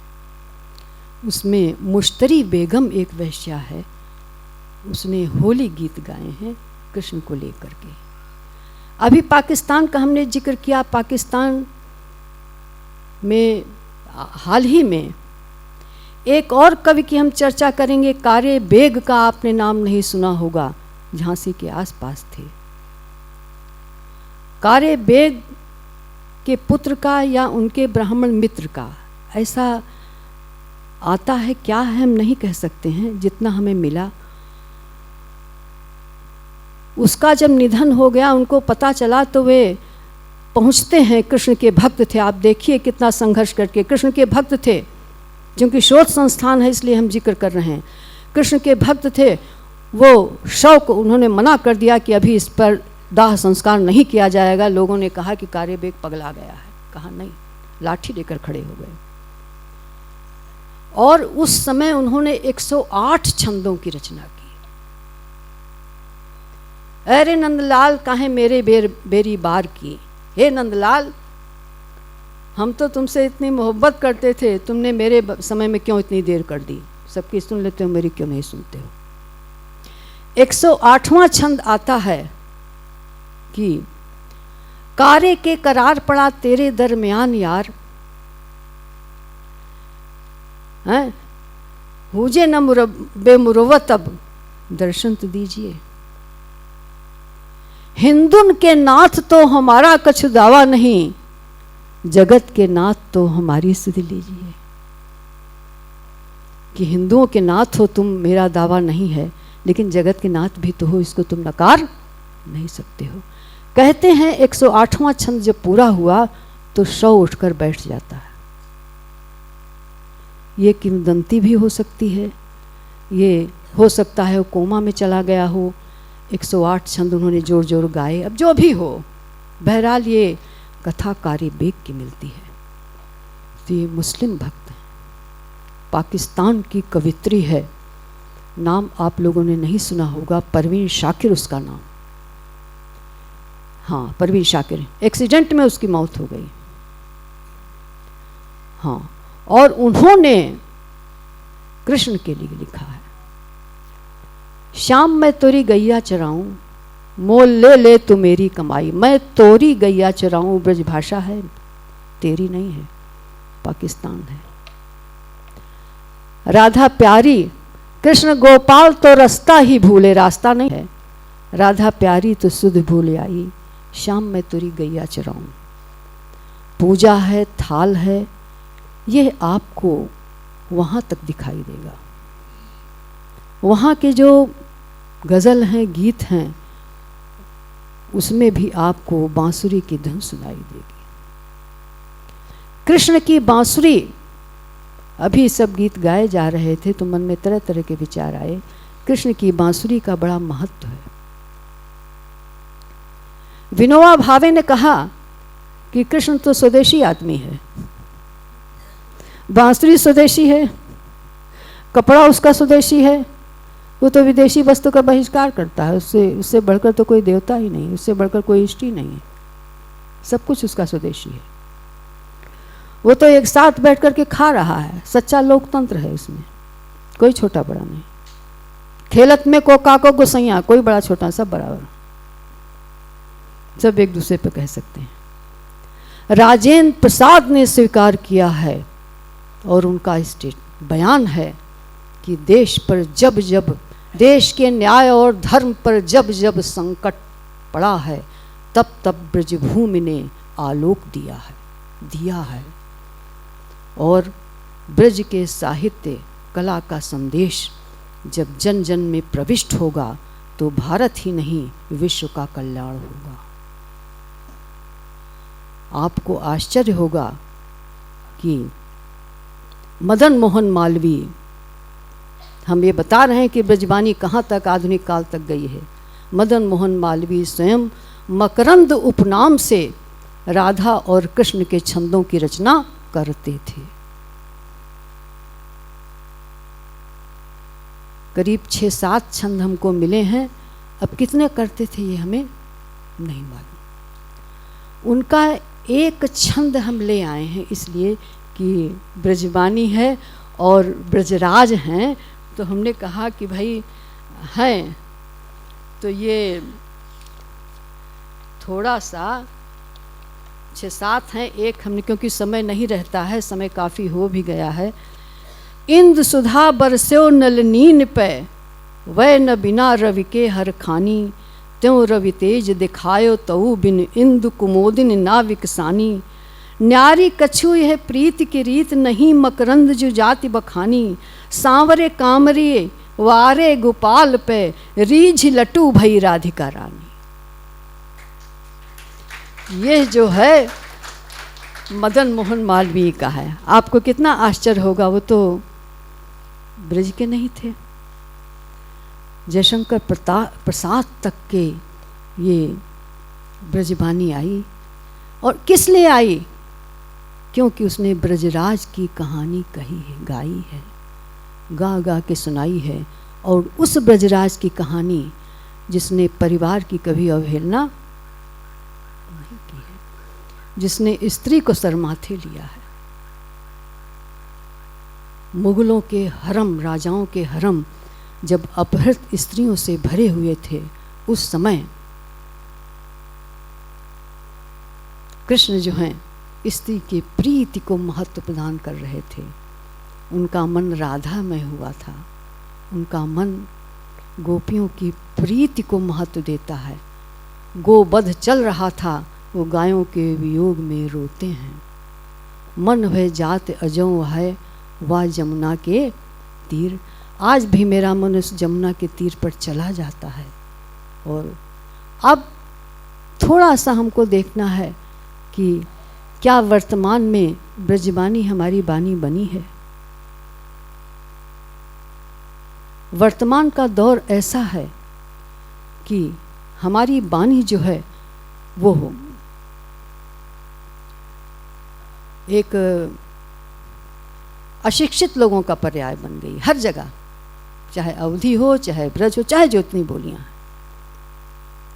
और ये है जो संस्कृति बदली, श्रम से हम विमुख होते गए। कृष्ण जिद करते हैं कि हम अपने हाथ का दूहा दूध पिएंगे। आज किसी परिवार का बच्चा अगर जिद करेगा तो माता पिता ही आपत्ति उठाएंगे कि लगता है कि ये पढ़ेगा लिखेगा नहीं। क्या कृष्ण कम पढ़े लिखे थे कि राम कम पढ़े लिखे थे? ये जो बदलाव आया है इसमें श्रेय बड़े लोगों का है, बच्चों का श्रेय नहीं है। आप बच्चों को कहते हैं। ब्रजबानी जो है या किसी की भी बानी है वो गर्व का विषय होनी चाहिए। अगर समाज उपहास करता है, हमारा भी उपहास करता है, मोदी बोलते हैं, बहुत हंसी उड़ाता है कि मैडम पढ़ी लिखी नहीं है, हो गई प्रोफेसर तो क्या, लेकिन पढ़ाई लिखाई का जो असर है इन पर नहीं है, बेकार है। आपको इस अवहेलना और इस उपहास का सामना बड़े गर्व से करना है। आप अपने बच्चों को सिखाइए कि घर में वो ब्रजबानी बोलें, अवधी बोलें, ब्रजबानी अपनी बोलें। कोई अतिथि आ रहा है तो उससे खड़ी बोली बोलें, और अगर विदेशी आ रहा है तो उससे अंग्रेजी बोलें। ये तीनों, क्योंकि बच्चा इतनी जल्दी सीखता है कि वो घर में अपनी बोली बोलता है और अतिथि आते हैं तो तुरंत खड़ी बोली बोलने लगता है। यह जो अशिक्षित होने का उपहास का विषय बनी है, इस कारण से समाज का दौर बदलता चला जा रहा है और यह शोचनीय विषय है। इसलिए चाहिए अभिभावकों को कि और गाते गाते गीत, गाते गाते ब्रजराज की कहानी हम ब्रजबानी बोलने लगेंगे। इस सामाजिक अवहेलना के सामना हमारी पीढ़ी जब गर्व से करेगी कि हम अपनी बोली बोल रहे हैं, जब ये उपहास अवहेलना जब गर्व का विषय बनेगी, तभी कुछ परिवर्तन आएगा। वरना धीरे धीरे, अभी हमें पता चला कि यहाँ भी कोई ऐसा इस विद्यालय है जहाँ अगर अंग्रेजी नहीं बोली जाती है तो वहाँ दंड दिया जाता है। तो कहीं भी हो, ये अच्छी बात तो नहीं है। बोलना अंग्रेजी बहुत ज़रूरी है। हमने कहा कि अपनी बानी, खड़ी बोली और अंग्रेजी तीनों का। जब हम इसमें गर्व का अनुभव करेंगे, जब हम अपने श्रम में भी गर्व का अनुभव करेंगे कृष्ण की तरह। कृष्ण गाय चराने जाते हैं बड़े लोकतांत्रिक तरीके से, उनके बच्चे उनसे कहते हैं साथ के, द्रुम चढ़ काहे न टेरत कान्हा गैया दूर गई। अरे कृष्ण, पेड़वा पे चढ़ करके जरा देखो गाय कहाँ दूर चली गई है, कहाँ यहाँ खड़े हो तुम, यहाँ ठड़े रहने से काम चलेगा, चलो जाके। डांटे जाते हैं। जबकि नंद मुखिया हैं, नंद के पास पैसे की कमी नहीं है। हमारे यहाँ आज जिसके पास पैसा हो गया है तो वो श्रम से परहेज करने लगता है। क्या इतना पढ़ा लिखा है इसी के लिए? लड़कियां कहती हैं इतना पढ़ा लिखा है तो क्या रोटी बनाने के लिए, लड़के कहते हैं इतना पढ़ा लिखा है तो क्या आटा पिसाने के लिए पढ़ा। पढ़ाई किस लिए की है? क्या कृष्ण ने पढ़ाई नहीं की थी? श्रम जो है वो भी गर्व का विषय बने। ये इस ढंग से जब हमारी पीढ़ी आएगी तब परिवर्तन होगा।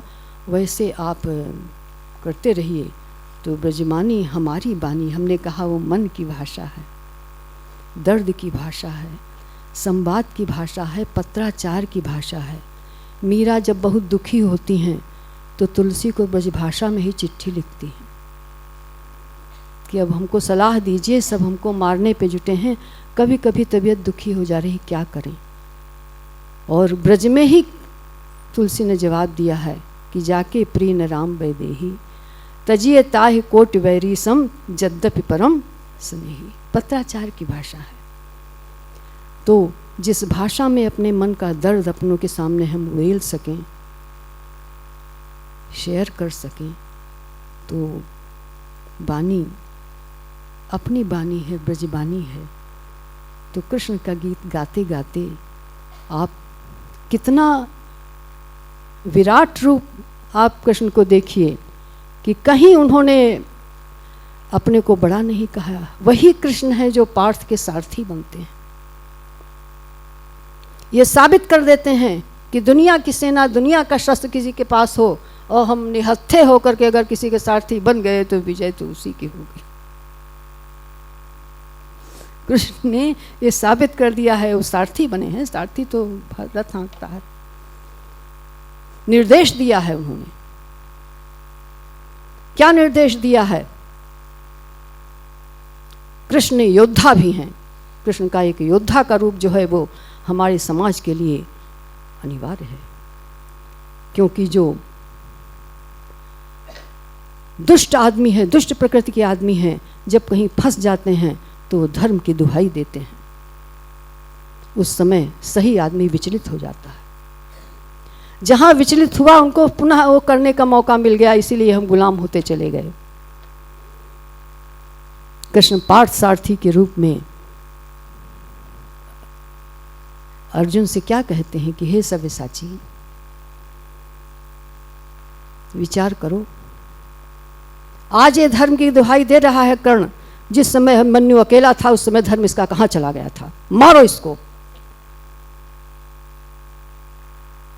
यह जो कृष्ण का चरित्र आता है कि गलत आदमी जो है, जहां पर कानून की बात आती है शिकंजा, वहां पर धर्म की मानवता की दुहाई देता है। उस समय अगर पसीजोगे तो इसकी वंश परंपरा बढ़ती चली जाएगी, सही आदमी सिकुड़ता चला जाएगा। इसीलिए कृष्ण जो हैं हर युग में नए हैं, कृष्ण कभी पुराने नहीं। जा दिन ते वो नंद का छोहरा, या बन धेनु चराए गयो है। कौ न काहू की कान करे, सगरो ब्रजबीर विकाए गयो है। जगत के ठाटी महापुरुष विराटी, जो निरंजन निराटी चाहे माटी खाद देखो मैं, वो रूप है। साधु संत कबीर ने कहा कि हे प्रभु, नैना अंतर आओ तू ज्यों नैन झपेओ। मेरी आंखों में आ जाओ, मैं ढक लूं, ऐसा ना हो कि खोलूंगा निकल जाओगे। ब्रजबानी में गोपी क्या कहती है? अरे मेरे वीर जैसे तैसे इन आखिन सो, कढ़ी गो अबीर पे अहीर तो कढ़ो नहीं। होली खेलते खेलते अहीर हमारी आंख में ऐसा गड़ गया कि अब निकल नहीं सकता है। ये बहुत बड़ी बात है कि आंखों में अपने आप बस गया। मीरा ने कहा बसो मेरे नैनन में नललाल। होली खेलते खेलते अबीर तो निकल गया, लेकिन अहीर नहीं निकल सकता। अहीर को लेकर के बहुत उत्पात मचा कि वो पुराने कवि हमारे जातिवाद कहाँ से फैलाते हैं, जातिवाद फैला रहे हैं। जिसको कमी निकालनी है इसी पर मादा होता है। बड़ी प्रीति का चरम उत्कर्ष दिखाया है। कृष्ण सहज ही कितने हैं, सहज ही सब कुछ देते हैं। इसलिए ब्रजमानी में अगर कृष्ण की सहजता आपको अच्छी लगी तो हमारा बाना बोलना सार्थक हो जाएगा। मीरा ने कहा कि मीरा के प्रभु गिरधर नागर, हरस हरस जस गायो। आप भी हरस हरस कर जस गाइए तो जीवन सार्थक तो होगा ही, लेकिन साथ में पार्थ सारथी का संदेश भी याद रखिए कि ऐसे मौके पर आए तो हम पसीजे नहीं तो उनकी वंश वृद्धि होती चली जाएगी। इन्हीं शब्दों के साथ हमको भी निकलना है। ठीक है। उदन आदरणीय दीदी का ब्रजवाणी कहे ब्रजराज कहानी। वास्तव में जो ब्रजभाषा का लालित्य है, जो माधुर्य है, मैं वही पंक्तियाँ पुनः दोहराऊंगा जो भी अभी आपने अपने व्याख्यान में उद्बोधन में कही कि जसोदा को लोरी गाय पाल वो सिखायो तेने, जसोदा को लोरी गाय पाल वो सिखायो तेने, गोपी ग्वाल वालन को ठिठोल वो सिखायो है, गोपी ग्वाल वालन को ठिठोल वो सिखायो है। राधा को मान मनोहार अभिसार अरु, बांसुरी को तेने रस घोर वो सिखायो है। और धन्य ब्रजवाणी तेरी अकथ कहानी, तेने वाणी के विधाता हूँ को बोल वो सिखायो है। जो ब्रज का जो भाव है, ये मथुरा के ही थे गोपाल प्रसाद व्यास जी, उन्हीं की रचना है। बड़ी सुंदर अभिव्यक्ति। एक छंद मुझे और उनका स्मरण हो रहा है कि ओठन में मधु घोल गई, रसना में रसी बनी कंठ पिपासा। ओठन में मधु घोल गई, रसना में रसी बनी कंठ पिपासा। बांसुरी सी बजी कानन में, और में उतरी उभरी अभिलाषा। व्यास की नेह नवीनो दियो ओ, व्यास की नेह नवीन दियो ओ, स्नेह को दीनी नई परिभाषा, स्नेह को दीनी नई परिभाषा। श्याम को मोर की पाख दई, श्याम को मोर की पाख दई, अरु सूर को आंख दई ब्रजभाषा। तो वास्तव में जो ब्रजभाषा का जो लालित्य है, वो माधुर्य है, जो सहजता है, वो इसको क्षेत्र विशेष में नहीं अखिल भारतीय स्तर पर स्थापित कर रही थी। ये बंगाल में जाती है, आसाम तक जाती है, उड़ीसा तक जाती है, तो ब्रजबुली के रूप में पूरी ब्रज संस्कृति को अपने अंक में समेट लेती है। ये ब्रजभाषा जब पंजाब की तरफ चलती है तो वहाँ भी अपना असर और व्यापकता दिखाती है। राजस्थान में जाती है तो राजस्थानी के साथ मिल जाती है, अवध में जाती है तो अवधी के साथ मिल जाती है। बहुत ही सुंदर यहाँ वृंदावन के ही एक स्थानीय कवि थे गोपाल राय, जिनकी हमने पांडुलिपियों को यहाँ वन देवी वृंदा के संबंध में दिखाया। उनका एक छंद मुझे स्मरण हुआ, बड़ा ही अद्भुत छंद था कि वो ब्रज और ब्रजराज से जुड़ी हुई कथाओं को कहने की जहाँ जहाँ आवश्यकता पड़ी तो ब्रज भाषा, ब्रज संस्कृति ही जो है मुख्य रूप में उभर के सामने आती है। तो सुप्रसिद्ध जो पिछली 5 शताब्दियों की लंबी परंपरा है, उसमें जो ख्याति प्राप्त स्वनाम धन्य कवि हुए, उनके बारे में रेखांकित करते हुए गोपाल राय कहते हैं कि चंदजू को छंद छप्पे नाभा और बेताल जू की, केशव को कवित्व दोहा बिहारी के सुगास को, बल्लभ रसिक की माज गिरधर की कुंडलियाँ, बल्लभ रसिक की माज गिरधर की कुंडलियाँ, वाजिद अरिल सोहें अतिशय प्रकाश को, रस रास रेखता अरु धातु बीरबल जी की, तुलसी की चौपाई अरु श्लोक वेद व्यास को, भनत गोपाल यह जहान बीच जाहर है, सूर को पद और ध्रुपद हरिदास को। तो ब्रज भाषा का माधुर्य और रस जहाँ जहाँ चला उसको अखिल भारतीय स्तर पर व्याप्ति मिली, अखिल भारतीय स्तर पर वह मुखरता के साथ स्थापित हुई। अभी दीदी ने बादशाह अकबर की बड़ी सुंदर चर्चा करी, तो कहते हैं कि वो किसी के द्वारा लिखवाई भी हो सकती हैं, भेंट की भी, जैसे यहाँ भी एक परंपरा रही ब्रज भाषा में भी कि शिष्य के द्वारा पदावली की रचना की गई और उसको जो है गुरु को भेंट कर दिया गया, गुरु की नाम के छाप के साथ। भेंट के पद वर्षोत्सवों में बहुत मिलते हैं। अकबर का भी एक दोहा मिलता है, जब वो तानसेन और उनका निधन हो जाता है तो बड़ा उदास रहने लगा। तो साकित सौ मजलिस गई तानसेन सौ राग, हंसबो रमेबो बोलबो गयो बीरबल साथ। वो बहुत अधिक उदास रहने लगा था। तो मुगल बादशाहों के घर में अगर आम बोलचाल की भाषा थी तो वो ब्रज भाषा थी। इस ब्रज भाषा की आवश्यकता गैर हिंदी भाषी क्षेत्रों तक महसूस की जा रही थी। कारण था कि रोजगार के लिए अगर आपको एकेडमिक बताना है, शिक्षित कहलाना है, तो ब्रजभाषा का ज्ञान जरूरी है। वो ब्रजभाषा का जानकार होगा तो वहाँ राजाश्रय में नौकरी मिल जाएगी और उसका जो आजीविका अच्छे से चलेगी।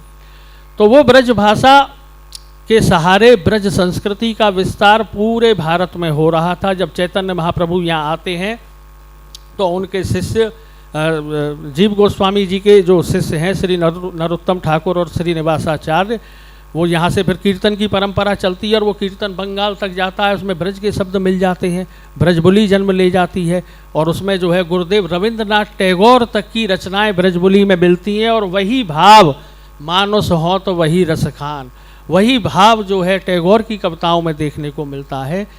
तो ब्रजभाषा की जितनी चर्चा की जाए, वृंदावन शोध संस्थान का भी उद्देश्य यही है कि ब्रजभाषा और संस्कृति को लेकर हम तरह तरह से चिंतन करें। जब संस्थान की स्थापना हुई तो ब्रजभाषा साहित्य और संस्कृति से जुड़ी हुई पांडुलिपियों को यहाँ संकलित किया गया और ये दृष्टि बनाई गई कि हम विविधता परक जो ब्रज संस्कृति है उसके अनुसंधान में जुटें। वो दृष्टि प्रेरित थी। ये कार्य जो है ब्रज साहित्य मंडल का विस्तार था। ब्रज साहित्य मंडल जिसकी की नींव में आचार्य वासुदेव शरण अग्रवाल जैसे साधक और वो जो परंपरा सत्येंद्र जी तक, और हमारे मध्य आदरणीय अध्यक्ष जी बैठे हैं, आपके ही दादाजी कृष्णदत्त पालीवाल जी, जो बात अपने अभी कही राजेंद्र बाबू वाली कि ब्रज से ही वो ध्वनि निकलेगी उद्धार की अगर राष्ट्र पर संकट होता है, तो ब्रज साहित्य मंडल के अधिवेशन की जो मिनट्स हैं उसमें इस बात का उल्लेख है। और वो जो है आचार्य आदरणीय राजेंद्र रंजन चतुर्वेदी जी ने मुझे एक बार भेंट करी थी, बोला इसकी जीरोक्स संभाल के रख लो, ये बड़ी बहुमूल्य धरोहर है। तो मैंने उसको बड़ा सहेज के रखा। तो कुल मिलाकर कहने की बात यह है कि एक जमाने में तो साधक लोग रचनाओं को कर रहे हैं, तुलसीदास जी अपनी रचनाएं कर रहे हैं, सूरदास जी अपनी रचनाएं कर रहे हैं। हर वैष्णव परंपरा की लगभग 5 शताब्दियों की एक लंबी सांस्कृतिक यात्रा है। वो लोग इंटेलेक्चुअल हैं, अपनी रचनाएं कर रहे हैं। अब आवश्यकता पड़ती है कि वो चीज़ ज्ञान के धरातल पर प्रयोगात्मक रूप से कैसे सामने आए। शोध की आवश्यकता थी, अनुसंधान की आवश्यकता थी, वर्गीकरण के रूप में उनके विषयों को स्थापित करते हुए पुस्तकों की आवश्यकता थी। प्रभुदयाल मीतल जी अगर इतनी सारी किताबें नहीं लिखते, ब्रज का सांस्कृतिक इतिहास, ब्रज की धर्म संप्रदायों का इतिहास, ब्रज की कलाओं का इतिहास के डी वाजपेयी साहब नहीं लिखते, FS गिराव साहब नहीं लिखते, तो वो ब्रज की संस्कृति हमें कैसे पता चलती। तो एक तो वो दृष्टि जो मौलिक रूप से साधक और आचार्य अपनी रचनाएं कर रहे हैं, दूसरा उन रचनाओं में से शोध करके चीज़ों को निकालना, वर्गीकृत रूप में उनको शोध अध्येताओं के लिए प्रस्तुत करना। तो वो दृष्टि जो बनी ब्रज साहित्य मंडल की, वृंदावन शोध संस्थान उसी दिशा में एक आगामी कड़ी है। और वो दृष्टि क्या कहती है ब्रजराज की कहानी को, 16वीं शताब्दी में जब वहाँ से आ रहे हैं गढ़ा से सेवक जी, वो धर्म के धरातल पर श्री कृष्ण संस्कृति किस तरह से व्याख्यायित हो रही है। वो कह रहे हैं नाम वाणी निकट श्यामा श्याम प्रकट, जो श्री कृष्ण की वाणी है, अगर ये पोथी हमारे पास है, पांडुलिपि हमारे पास है, तो हमें मंदिर जाने की जरूरत नहीं है, हमारे श्यामा श्याम हमारे पास हैं। उसी ध्येय वाक्य को लेकर वृंदावन शोध संस्थान चला। 5 शताब्दियों के बाद जो अर्क था, वो ध्येय वाक्य निकल कर आया कि ग्रंथ प्रभु के विग्रह हैं। तो उस भाव के अनुपालन में वृंदावन शोध संस्थान और हमारी पूरी टीम अधिकारियों के निर्देशन में हम सतत इस अभिलाषा से लगे रहते हैं कि नित्य नई चीज़ें सामने आएँ और नई पीढ़ियों के साथ साझा करें। ब्रजोत्सव के माध्यम से भी हमारा यही प्रयास रहा कि नई पीढ़ी को प्रमुखता दी, नई पीढ़ी जुटे और जो है इस दिशा में आगे बढ़े। ब्रजभाषा की चर्चा, जैसा अभी आदरणीय दीदी ने कहा कि बोलने में संकोच न हो, वो ये न समझे कि मैं गंवार हूँ, मैं खड़ी बोली बोलता हूँ, लेकिन अभी प्रयास कर रहा हूँ कि ब्रजभाषा में अपनी बात को कहूँ, अपने घर में भी ये वातावरण बनाने का प्रयास करता हूँ। तो ये बात सभी को समझनी चाहिए जितने यहाँ उपस्थित विज्ञजन हैं कि ब्रजभाषा को लेकर हमें गर्वोक्ति होनी चाहिए, गर्व होना चाहिए। ये श्री कृष्ण की जो है माता यशोदा जिसमें डांट लगा रही है श्री कृष्ण को डांटने की सामर्थ्य किस में है? वो भाषा की मधुरता, वो भाषा का लालित्य, और वो भाषा जो पूरे भारत को एक सूत्र में पिरोती है। आप मणिपुर तक चले जाओ, बंगाल तक चले जाओ, वो ब्रज भाषा और ब्रज संस्कृति के नाम पर एक रूपता दिखती है। अभी हम कार्यक्रम के आगामी चरण में वन देवी वृंदा शीर्षक प्रदर्शनी का परिभ्रमण और हमारे यहाँ जो विभिन्न प्रकार की कार्यशालाएं हुई, उनका सांझी के स्टेंसिल्स की कार्यशाला हुई, रासलीला के वस्त्रों का संकलन हमने किया। तो वृंदावन शोध संस्थान का एक महत्वपूर्ण प्रकल्प है ब्रज संस्कृति संग्रहालय।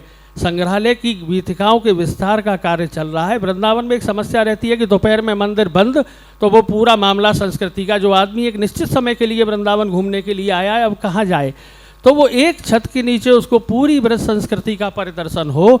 तो हमने ये विचार किया और द्वार द्वार जाकर भिक्षाटन किया, लोगों ने बड़ा सहयोग किया।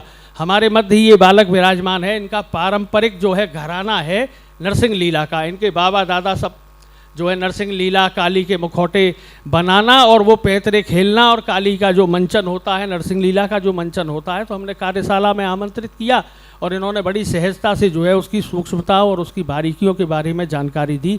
भट्टी जी के परिवार से यहाँ बुलाया, उन्होंने जानकारी दी। और महत्वपूर्ण बात ये रही कि हम संग्रहालय के लिए ऐसे सुधीजनों के सहयोग से कुछ सामग्री का संकलन कर पाए। मुखौटों के रूप में आपने 2 मुखौटे हमें प्रदान किए, रासलीला के वस्त्र हमें दानदाताओं से प्राप्त हुए, कंठी मालाओं की विविधता को हमने संकलित किया, सांझी के खाकों को संकलित किया। तो जो सामग्री संकलित हुई इस ब्रजोत्सव के अंतर्गत, उनका प्रस्तुतिकरण प्रदर्शनी के माध्यम से हमने किया है। आज उस प्रदर्शनी का लोकार्पण भी है, तो सभी लोग यहाँ लोकार्पण में, अभी कार्यक्रम चल रहा है, इसके समापन पर लोकार्पण में भी उपस्थित रहेंगे। मैं अपने संस्थान के निदेशक महोदय आदरणीय डॉक्टर राजीव द्विवेदी जी को यहाँ सादर आमंत्रित करता हूँ विचार रखने के लिए। धन्यवाद ज्ञापन के साथ ही अब हम प्रदर्शनी का परिभ्रमण और वहाँ प्रदर्शनी के लोकार्पण में उपस्थित रहेंगे। आप सभी को सादर नमन। मैं अभी धन्यवाद ज्ञापन नहीं करूँगा। मैं आप लोगों को एक सूचना देना चाहता हूँ कि इस वर्ष से वृंदावन शोध संस्थान एक अवार्ड की घोषणा कर रहा है, जिसका नाम है स्वर्गीय पार्थसारथी मिश्र तन्मय साधक सम्मान। श्री पार्थसारथी मिश्र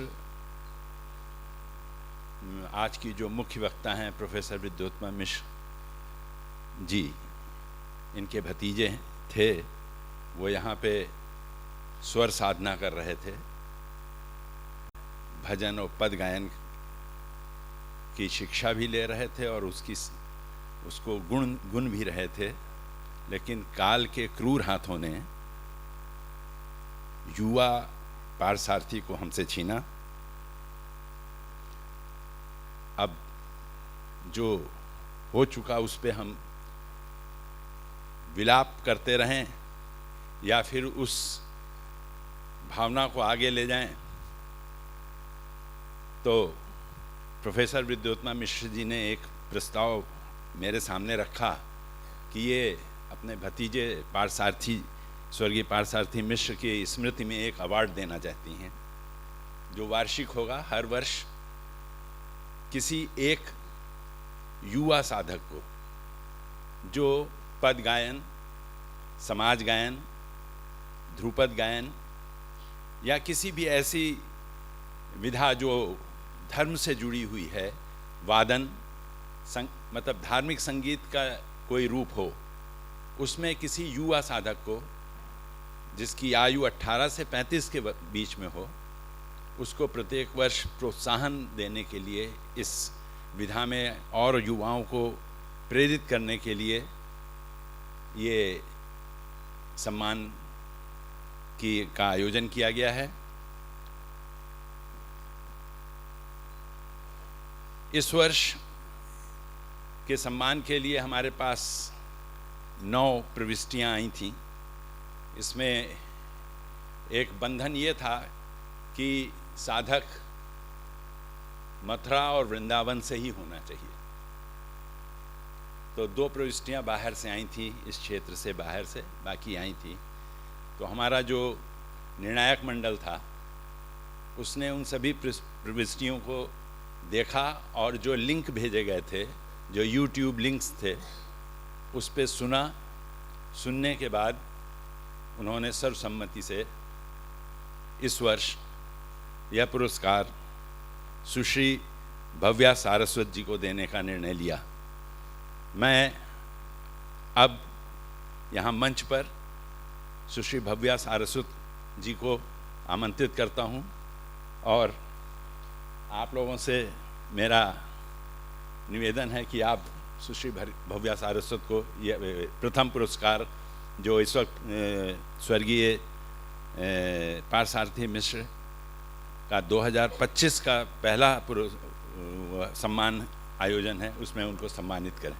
सर, तन्मय शब्द बड़ा ही सार्थक शब्द है। कोई भी साधक, वैज्ञानिक हो या जो भी हो, कला का साधक हो, साहित्य का, संगीत, जो भी हो, जब तक तत्वमय नहीं हो पाता है तब तक उसकी साधना सफल नहीं।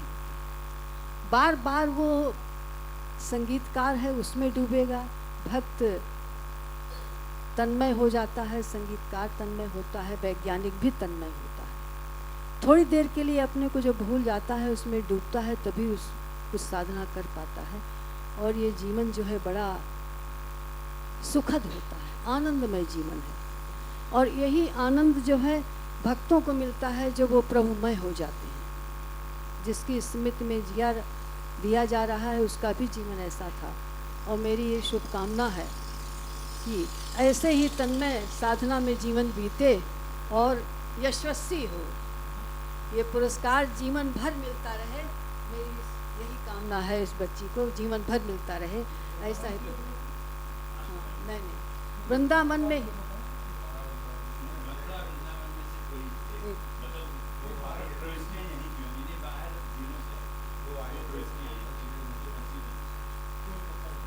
नहीं, तो तन्मयी भावन जिसमें होगा वही सच्ची साधना कर पाएगा। हम यही कामना करें कि जीवन भर इस प्रकार के पुरस्कार मिलते ही रहें। बहुत ही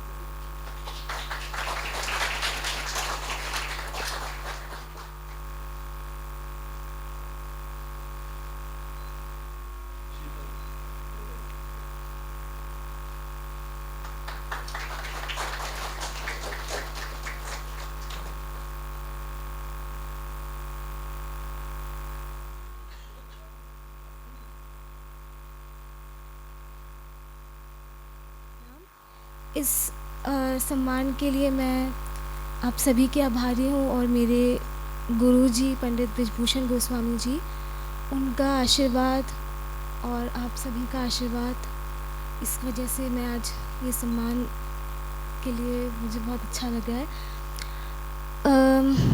और मैं चाहूँगी कि मैं आगे इस शैली के थ्रू मैं समाज में योगदान अपना दे सकूं और आगे करती रहूं।